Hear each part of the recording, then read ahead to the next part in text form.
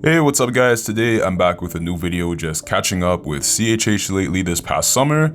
Summer is pretty much winding down at this point, and you know, there were a lot of releases and news that took place throughout summer 21, and I just thought that I'd kind of just give my overall opinion and take on everything that went down this summer. So everything from my favorite songs that I really enjoyed throughout the summer, to the Christian hip-hop festivals that took place, to my thoughts on Reach's Summer 21 playlist this year, and lastly, some projects that were rumored to drop this summer, but got held back, I guess. Also, before we start, if you haven't checked out my latest video, I just recently dropped a trailer for our new segment of CHH History, just a brief series where I go into detail about some past artists / stories around CHH. We just finished covering Kevmo a while back, and now we'll be covering a new artist that I know a lot of people have been wondering about, but yeah, that's pretty much it guys. If you're curious or interested, go check it out, and let's just jump right into this video.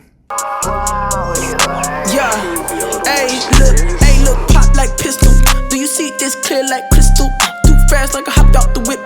I keep on drinking, it's so all about myself. I keep on looking for something, but nothing helps. Not far away from you. Not far away. I know I did you wrong. I let go of it all for you. They don't know me the way you do. Show me where I'm called to. I let go of it all for you. I know that you need it all, but I can't give you more than I can take. I know that you've seen it all, but I can't promise more than I can pay. You've always been around. You've always been around. Let it blow up on the internet. Had to tell mama to chill, I'm not winning yet. I could pay off for my debt when I'm killing it. I don't mess around with the wood that I'm living in. I've been just keeping the real on the lock. Had to do What's the move? What's the move? What's the move? She so for real, she know the deal. We up the hill. She love to chill, I love the thrill. If only you saw yourself like that. If only you saw yourself like that. This one for my grandma that love me and fight or fell for me. This one for my brothers that hate me, I love my enemies. I've been busy keeping demons out of my head. You should be keeping me up, but now I put them to bed. Alright, now for my favorite songs, to be honest, there were so many songs to choose from that pretty much honestly I couldn't break down every single song that I enjoyed and why, but I decided to compile pretty much every single song that I've been pretty much throwing on rotation throughout the entire summer. And I just wanted to give, you know, my brief thoughts, especially on some songs that I really enjoyed lately. With Indie Tribe, I really enjoyed Saltwater and Clear, especially Saltwater. I really like the tone it sets. It's a very calm song. Something slowed down at night, and you know, Clear is, you know, pretty, you know, upbeat, you know, fast paced and everything like that. And then A3 is Far Away From You. Now, I really enjoyed this song. I played this a lot throughout the summer. And you know, I really enjoyed the melodies especially because as A3 himself as an artist, I really enjoyed the fact that the recent turn and just the progression that he's been making, just because, you know, before, you know, you would hear in his music about how he's just trying to find his own sound, and you know, everybody looks up to his brother and everything like that, and he's just, you know, trying to, you know, be himself. And I can honestly say that I think he's honestly found his sound, his wave, his lane, and everything like that with just the music that he's been putting out lately. Far Away is really good, man. It sounds like you're just like sitting on the grass, and I don't know if you've like, I don't know if you guys watch anime or just any like show where like the main protagonist is just lying on the grass and looking at a sky blue cloud, but this is what it kind of sounds like, to be honest. But the song and even just the music video alone just gives it, you know, a very melodic taste. The tone is very just, I don't know, mellow. And I don't know if this is even a word, but you know, the atmosphere visually and sonically is just very just colorful. But no, I really enjoyed this, and I really like the direction A3 is going in. And yeah. All right, now next on this list, we've got Lundy, who came out with a song called Faithful. And I really enjoyed the song, to be honest. It was a good song, and I've been playing it pretty much all summer long. And what stood out to me the most was the feature they added, which was Wande.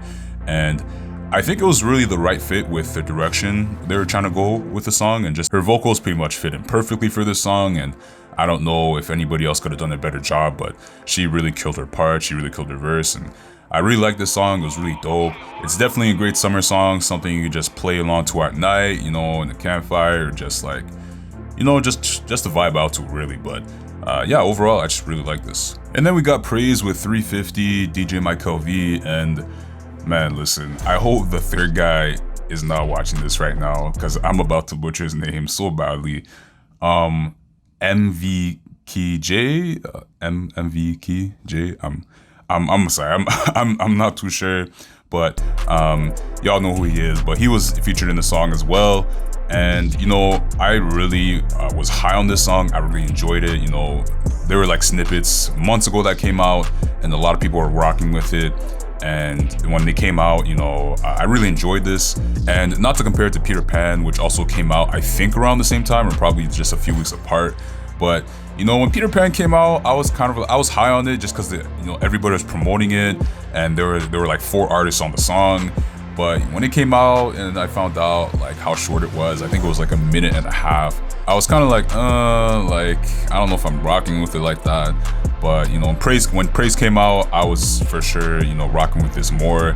I really enjoyed it. You know, it's a banger, and you know, it's really a hype song, very energetic and everything like that. And you know, lyrics, of course, I really fell in love with the lyrics, or just like the main hook. Really enjoyed it. And aside from that, you know, it's a great song. And then the last artist we have on the list, we've got Jude. And man, this song that he released, In the Fire, I've been really loving it, honestly. I think it's one of the best songs he's released this whole entire summer, just because the song itself, it has a lot of Southern Black gospel vibes to it. And you know, I just love the way it's produced and everything like that, and the way it's constructed. And I really love it overall. And to add on top of that, you know, not to take away from the song itself, but man, I've been loving the progressions and just the direction Jude's been taking within the last year or two, since he's been kind of like on the map and everything like that. Just because it's really interesting, you know, from kind of like getting onto the CHH scene with his album Daydreams to Nightmare, where he had like a lot of people from around CHH and just Christian music in general on there. It was like a really good album. And then from there, he kind of like, he was seen as, I guess, a producer, but he kind of evolved, I guess, from that to just more of just trying to be an artist himself. And just from like dropping mixtapes and then song after song, I guess he was just trying to put out as many songs as possible to just work on his craft. And it's really paying off, man. I really love to see it. I think he dropped a lot of songs this year. I think as up to now, he's dropped like 36 or 35 songs in this year alone. So we're not even like at the end of the year, and he's already dropped like 35 or 36 songs, which is crazy. It's definitely crazy. And especially this summer, how he came up on the Summer 21 playlist for Reach Record, and you know, he made a music video with them and everything like that. You know, it's really cool to see that you know, more people are starting to know about him, and just, you know, he's a more familiar face and everything like that. And I don't know, it's really cool to see. Definitely go check out his music. And yeah. So as you know, there were a couple of big festivals that went down this summer. We had Holy Smoke Fest, Servio Fest, and also we had the Rapzilla Freshman Party, which everyone around CHH got involved and just came down to be in one place for the weekend. And, you know, I really enjoy just, you know, seeing these clips, especially coming out of lockdown. And also for the fact that we don't have too many festivals catering around CHH artists specifically. You know, there's obviously Christian music festivals, but you don't see a lot of like CHH, you know, music festivals. So it's really cool to see that it's growing, honestly. And, you know, I'm hoping to fly out to one of these one day, and, you know, hopefully you guys come out too as well, since it's really rare that, you know, you're gonna get to meet all of your favorite artists all in one spot, just because, you know, festivals are a time to just kind of like gather and just collaborate and all that stuff. So I'm really definitely, looking forward to it. Hopefully you guys pop out too, and I definitely can't wait. All right, now my honest thoughts on Reach's Summer 21 playlist is that I honestly can't say that I liked it that much. And it's because of two reasons. Number one is the rollout of the playlist. Now, don't get me wrong, whoever thought of making a Reach Records Summer Collab playlist definitely is in their bag brainstorming all of these ideas. And it was a great idea. I really like the idea of making a collaboration playlist for the summer. But honestly, there weren't really any songs that stuck out to me. I've definitely rocked more with the past playlists, but I just wasn't feeling it this year. And also the second reason is that, I'm not gonna lie, while a summer playlist is a great idea, I think they could have tweaked some things, one of which is putting the songs together just as an album. I mean, you can still call it a playlist, but whenever they release it, I find I always end up having to go to every artist's individual page instead of being able to just go to, Reach's profile and just finding every song there, because when every artist is building up anticipation for the playlist, it's, really good until you realize that you have to hunt down every song individually. But that's just a small critique, as I know the playlist is gonna grow every year. But yeah, if something like that could happen, that'd be great if they could just put everything together in one spot. But that's just my opinion. But yeah. All right, now for the last topic, we have unreleased albums/projects. I know a lot of artists were expecting to push their albums out this summer, but there are some albums that were held back. I know with Aaron Cole's situation in particular, he had some circumstances that were out of his control preventing him from releasing his album. Now, whether that's anything from maybe a song just didn't get cleared for the album, or just, he had to wait on certain samples, or just his label just didn't want him to release his album because somebody else might be releasing that week, or they have a schedule already set in stone. Well, it is what it is. But yeah, definitely, be on the lookout for that. It has not released yet as of this year, so likely it is to drop this fall or later on, but we'll see about that. And with 1K Fuse situation, now this guy, I'm not gonna lie, man, this guy's been teasing everybody at this point. He was throwing out little pictures here and there saying it was 80%, then 90%, and then 95, 96% finished.